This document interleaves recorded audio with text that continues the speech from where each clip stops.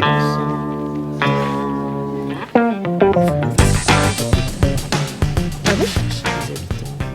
m'appelle Samuel Chabré, j'ai plein de casquettes, mais j'ai notamment une casquette où je fais partie d'une démarche de tiers-lieu paysan qui est située dans la Loire.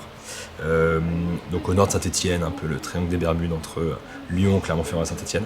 Et donc on a une démarche où on a un collectif avec à la fois des paysans, paysannes, des activités autour de l'écologie et des activités après de recherche, des résidences d'artistes, etc. Et vraiment notre mantra, c'est un peu de se dire tiens, comment on fait advenir une société un peu plus écologique. Voilà, donc on se pose plein de questions autour de ça.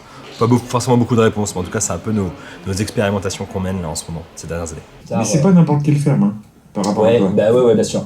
Et en plus, c'est pas n'importe quelle ferme parce que, mais ça pareil, je pense que je pourrais peut-être leur développer un moment, mais c'est vrai que c'est une... Enfin, ce qui est marrant, c'est que le mot tiers-lieu, quand on le pose, en fait, on a l'impression que c'est quelque chose de très nouveau, voilà, donc pareil, on pourra revenir sur sa définition, mais c'est une ferme qui a toujours eu une espèce d'activité sur le territoire.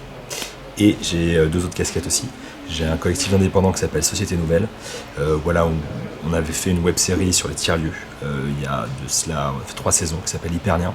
Et donc à la base, c'était un autre visage de la France numérique. Et c'est marrant, du coup, comment on le construit, on se redit juste, bah tiens, on va prendre, nous on l'a raconté comme ça, elle pouvait pas le dire comme ça, mais l'anti-startup nation justement. Donc là, tu vois, c'est là où effectivement, je commence à me questionner vraiment très très fort sur la posture que j'ai pu avoir, en voyant bien les effets nocifs et en me disant, il y a forcément d'autres choses qui existent et qui sont dingues.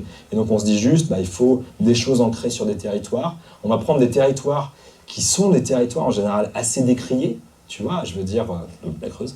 Et c'est la question de départ. Et non mais tu vois, des quartiers populaires, la Creuse, la France périurbaine, c'était avant les Gilets jaunes, tu vois, mais on était pratiquement au même moment, quoi.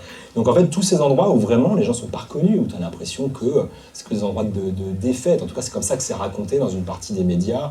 Je veux dire, quand tu as le monde des startups, ton imaginaire, c'est pas la Creuse, ton imaginaire c'est d'être entre Hong Kong, Pékin, New York et d'avoir conquis le monde, quoi. C'est quand même ça qui se joue, tu vois.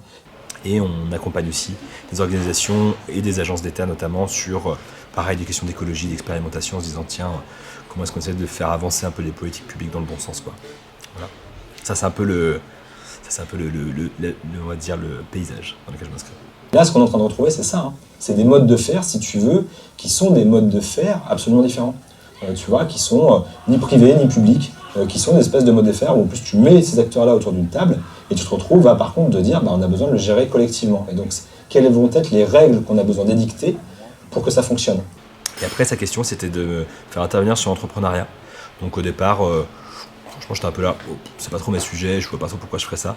Et en même temps c'était assez marrant parce que du coup ça m'a permis, ce que j'expliquais un peu hier pour la conférence, quoi, ça m'a permis de faire un peu un retour sur, en fait, finalement j'avais 2-3 trucs à dire, parce que en fait ça a été toute une partie des métiers que j'ai pu faire, et des endroits dans lesquels je suis passé. J'ai à la fois passé par des lieux et des milieux de l'entrepreneuriat social, puis l'entrepreneuriat plutôt numérique, la startup nation, quoi.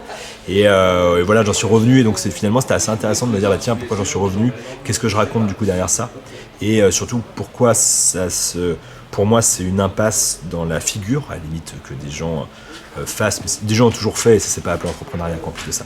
Et je trouvais ça intéressant de leur dire, bah tiens, finalement, pourquoi c'est une certaine impasse de penser le monde à travers l'entrepreneuriat, notamment quand on parle d'écologie. Peut-être que si on parlait d'autre chose, s'il n'y avait pas ces problématiques-là, ça irait, mais dans les limites d'un monde fini, je pense que la façon qu'aujourd'hui on a de monter des projets et l'idéologie qu'il y a derrière, vraiment elle est en contre de l'endroit où il faut qu'on aille. C'est un peu ça. Donc c'est un peu ce que j'essaie de raconter hier, quoi.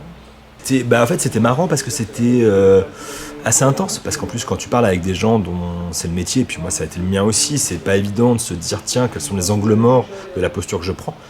Voilà, je pense que c'est la même chose si t'es soignant et puis tu te dis attends en fait on a fait un peu de la merde à cet endroit-là, on n'a pas pris le bon truc, et là c'est un peu la même chose, quoi, c'est-à-dire que quand tu revois tiens le mythe qu'il y a derrière, et surtout je trouve comment ça vient, j'ai l'impression porter un peu au nu la figure individuelle, alors que vraiment, s'il y a bien un truc qu'on va devoir faire, c'est bien travailler collectivement. Et du coup, d'avoir un peu reperdu une partie des modes de faire collectifs qui existaient encore il n'y a pas si longtemps. Voilà, ça ne veut pas dire qu'ils n'existent pas, qu'ils n'existent plus, c'est juste qu'il y a besoin de réactiver beaucoup plus. Et donc voilà, donc c'était à la fois, je pense, un peu émotionnel, quoi, à la fois pour moi et puis peut-être pour une partie des gens hier. Et en même temps c'était très cool de voir ce que ça suscite, et puis j'ai l'impression qu'on fait un peu avancer ensemble une petite étape de pensée, quoi, donc trop cool. En fait, on est dans des conjonctions de crise, quoi. On est dans une crise démocratique, une crise écologique, une crise sociale. Voilà, c'est ça qui se joue aujourd'hui. Et donc, du coup, je pense que les tiers-lieux, c'est absolument pas des endroits de réponse. Enfin, c'est juste des endroits avec des gens qui se posent des questions et qui essayent peut-être de préfigurer d'autres modes de faire. Donc, par contre, on a absolument D'autres modes besoin. de faire pour eux qui pourraient servir de modèle. C'est une évidence que dans les modèles qu'on va devoir choisir aujourd'hui, il y en a plein. Et il y en a des existants et puis il y en a qui sont à créer. Et du coup, dans les modèles qui sont à choisir, je trouve qu'il y a des modèles collectifs en ce moment qui sont en train de s'inventer. Et que, en tout cas, autour de la question de l'écologie et de résoudre une partie des problèmes écologiques qui sont déjà là, quoi. Ben, en fait, c'est ces modèles-là dans lesquels il va falloir aller.